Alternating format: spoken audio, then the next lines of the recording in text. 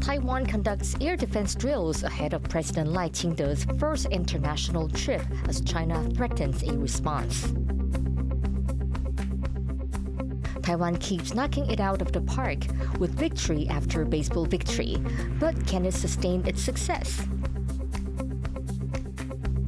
Taiwan and China both say they're willing to open up to cross-strait tourism, but only if the other side makes their first move. Plus, China is hard at work trying to safeguard one of the world's staple foods as climate change threatens the survival of the humble potato.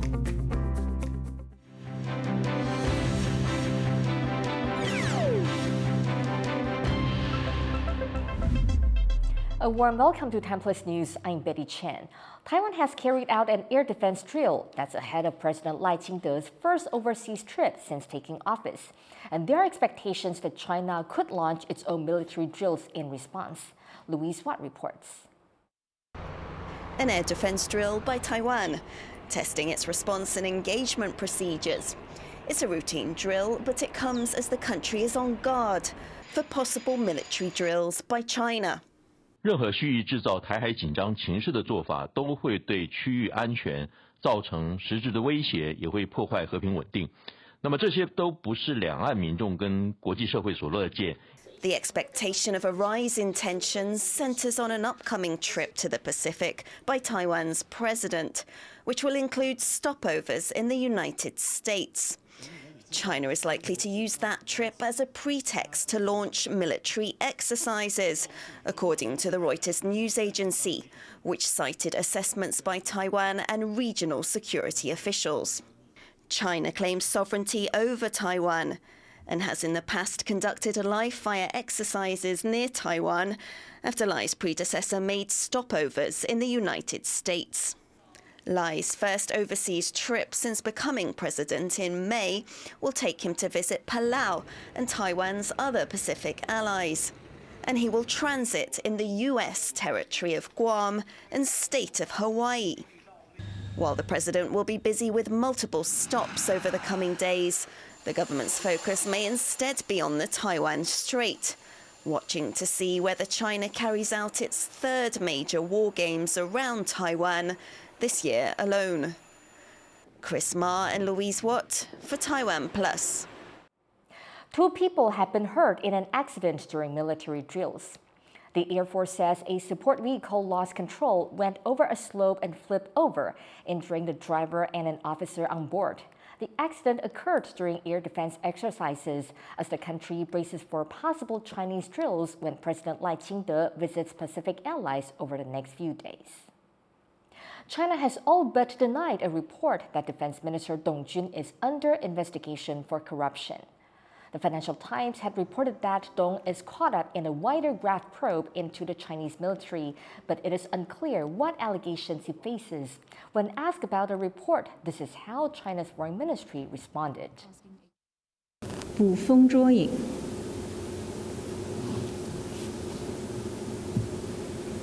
下一个问题。 Dong Jun has been defense minister since December 2023, after his predecessor was removed for corruption. Taiwan baseball is on a winning streak. The national men's team clinched their first major tournament win at a weekend. And now at the junior level, Taiwan has demolished China at the Under-12 Asian Baseball Championship in Japan. With the sport in the spotlight, Taiwan's baseball enthusiasts are looking at how the country can sustain its recent successes. Eric Gao has more. Ball, meet, bat. That's an introduction Taiwan's under-12 baseball team brokered several times during this game at the U12 Asian Baseball Championship in Japan. Taiwan punched its ticket into the semifinals with a resounding victory over China, 16-0, triggering the tournament's mercy rule and ending the game in just the 4th inning. It then beat Japan 1-0 and is now in the finals. Accompanying this red-hot lineup are coaching staff that offer encouragement and guidance.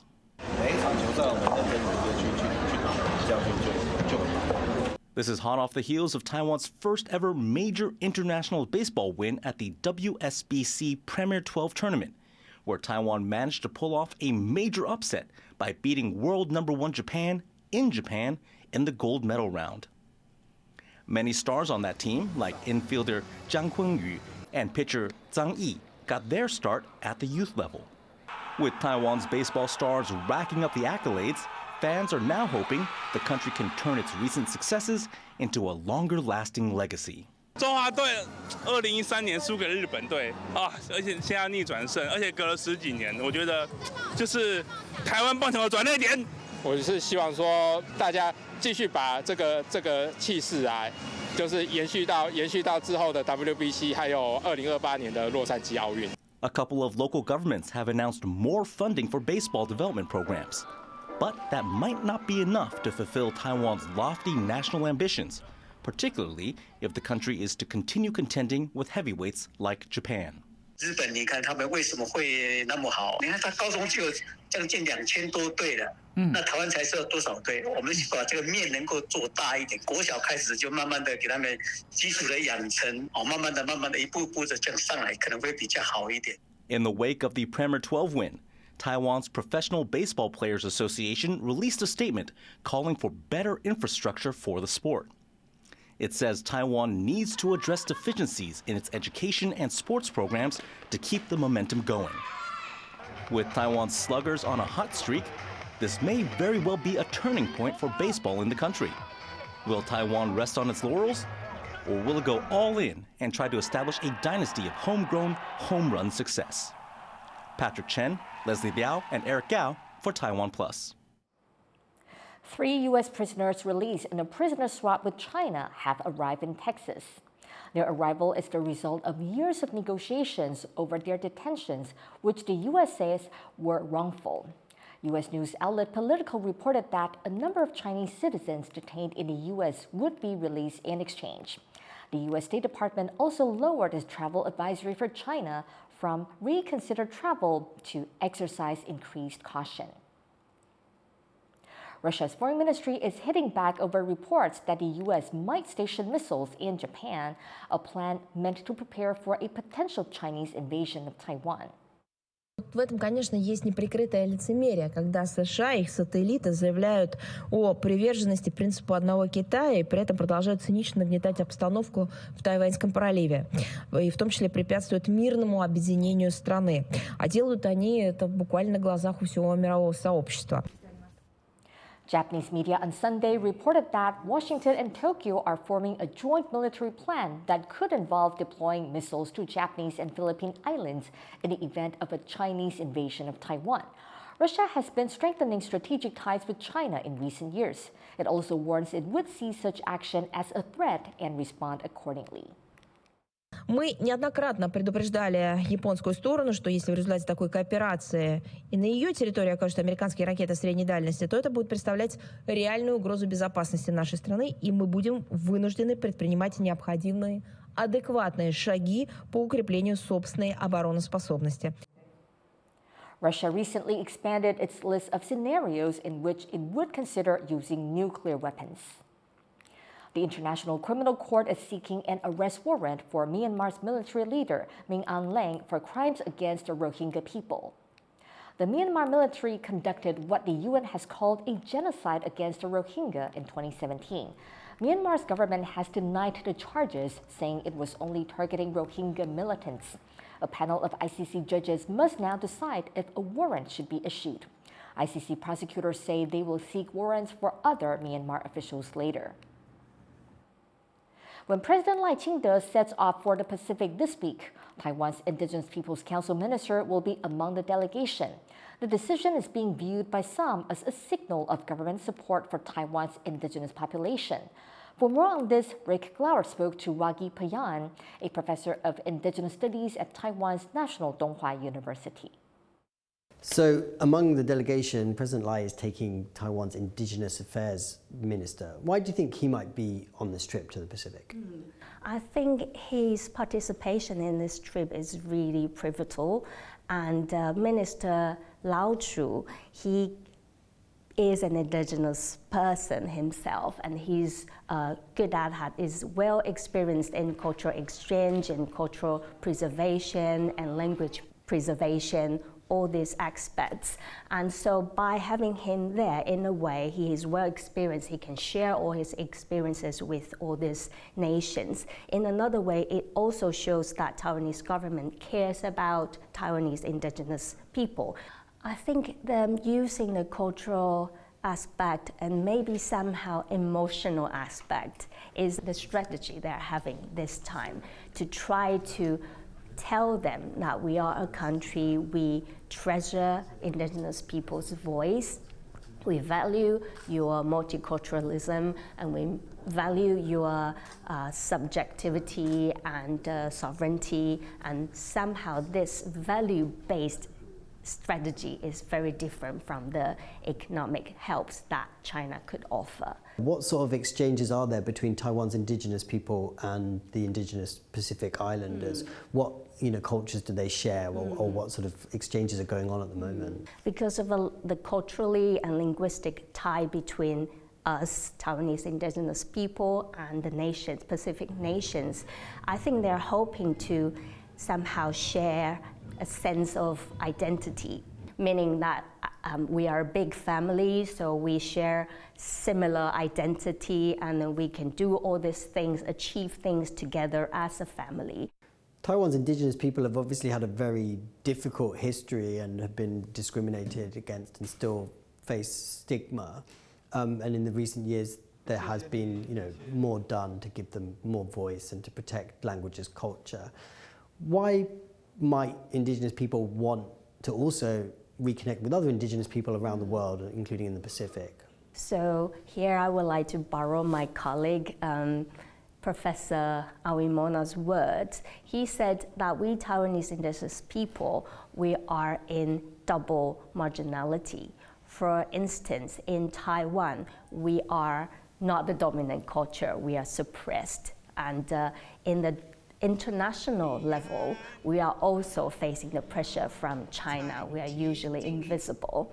And however, if we are connected to Pacific Islanders or Austronesian people, because we have shared cultural and linguistic ties, and if we connect to them, or we can say we return to the family, that somehow helps our identity, gives us more confidence, and also make us feel we belong somewhere and our voice could be heard. That was Professor Wagi Poyan from Taiwan's National Donghua University. You can watch the full episode of Zoom In, Zoom Out on the TaiwanPlus website. For some 5 years now, tourists from both China and Taiwan have faced travel restrictions, with the two sides imposing their own rules on who can and can't visit. And while both sides want restrictions to end, neither is willing to make the first move. John Venturez explains. There are signs of a thaw in the years-long tussle between China and Taiwan over tourism. China banned its citizens from leisure travel to Taiwan in 2 stages from 2019 to 2020, and that ban still stands. Taiwan hit back this year, banning its citizens from group tourism to China. But both sides show signs of wanting to break the ice. In late September, China announced a limited first step, letting residents of its coastal Fujian province visit a handful of nearby Taiwan-governed islands, Mazu and Jinmen. But there's still deadlock over the next step, and who should be the one to make it. China says it's up to Taiwan's ruling Democratic Progressive Party, or DPP. 只要民进党当局取消禁团令，我们将在恢复大陆居民赴马祖、金门旅游的基础上，研究进一步扩大大陆居民赴台旅游。 But officials in Taiwan say the overall balance of tourism is still in China's favor, and say it's up to China to end the impasse. 现在还是去得多，来得少。那相对起来，其实台湾对于观光旅游方面的限制，其实相对是相当少的。中国大陆那边对于观光方面用政治上面的干扰跟限制相当的多。那我们也希望他们可以赶快解禁，可以让他们观光客来台湾。台湾其实都相当的欢迎。It's difficult to say whether this is a false start or a genuine sign of a breakthrough in the works. Hank Xu and John Van Trieste for TaiwanPlus. Coming up after the break, a good-natured ping-pong exchange between China and Taiwan, but some are concerned such sporting events may cover for clandestine activities.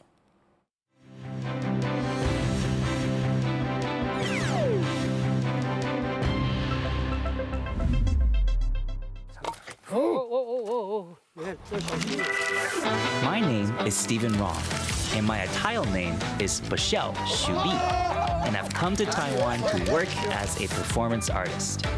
Join me on this journey as I discover my indigenous voice through culture and music.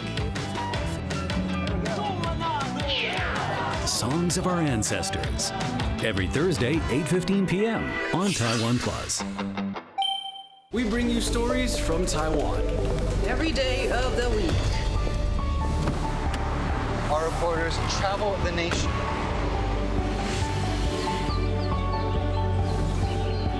Exploring the issues that matter to you. News from here in Taiwan and around the world. What's up, Taiwan? On TaiwanPlus.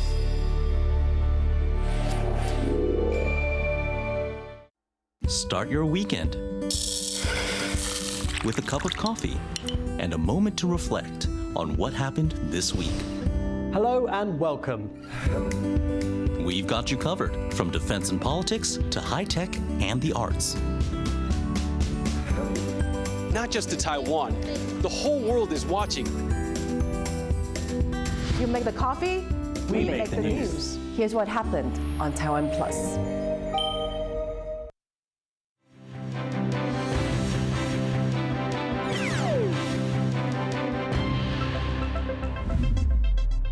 Welcome back. You're watching Taiwan Plus News. Some DPP lawmakers are sounding the alarm over a group of Chinese athletes and students on a visit to Taiwan.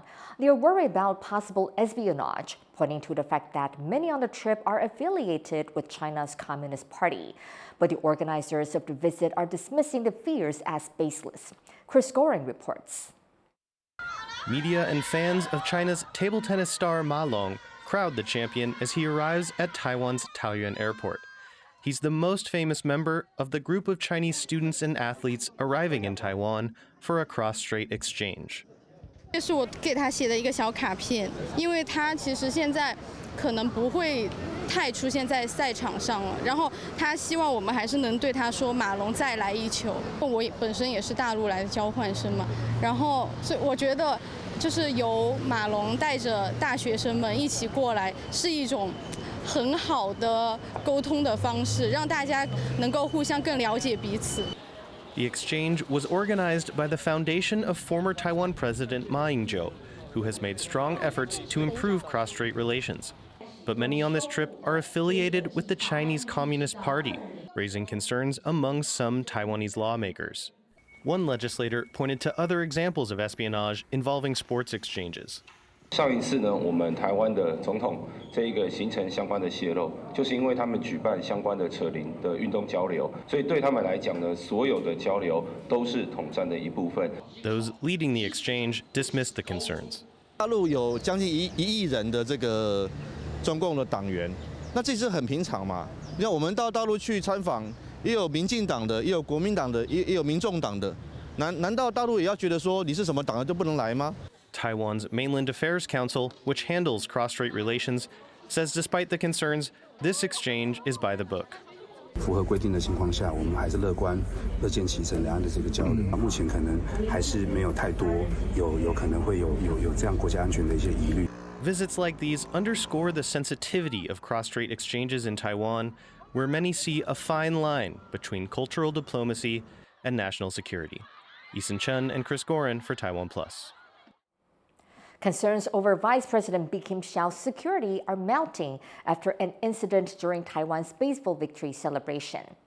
As fans gathered to cheer the return of Taiwan's Premier12 champions at Taoyuan Airport, staff of a duty-free shop pushed past security to take photos with Vice President Hsiao. Legislators are criticizing the lack of oversight and questioning the security protocols for high-ranking officials. Despite issuing an apology and pledging a donation to youth baseball, the duty-free company now faces a fine of $30,000 and growing calls for a boycott. With Donald Trump set to return to the White House next year, all eyes are now on how he'll handle the war in Ukraine, which he has vowed to end within days of taking office. At least one Ukrainian MP believes he has the ability to do it. Alexander Mereshko, the head of the Foreign Affairs Committee in the Ukrainian parliament, has nominated Trump for the Nobel Peace Prize. Ed Moon spoke to Mereshko to find out why. Thank you for joining us today, Alexander. Can you tell us very simply, why have you decided to nominate President-elect Donald Trump for the Nobel Peace Prize? Well, for two reasons. Speaking objectively, he deserves to receive a Nobel Peace Prize for example, for the Abraham Accords, which he mediated very successfully. And the second reason, which is important for Ukraine, is that under his administration, Ukraine had started to receive military aid from the United States, including lethal weapons like javelins, which helped us right after the full-scale invasion. And also he was supportive of creating a coalition in support of Ukraine against Russian aggression. You're a member of President Zelensky's ruling party, an influential member of the Foreign Affairs Committee in the Ukrainian parliament.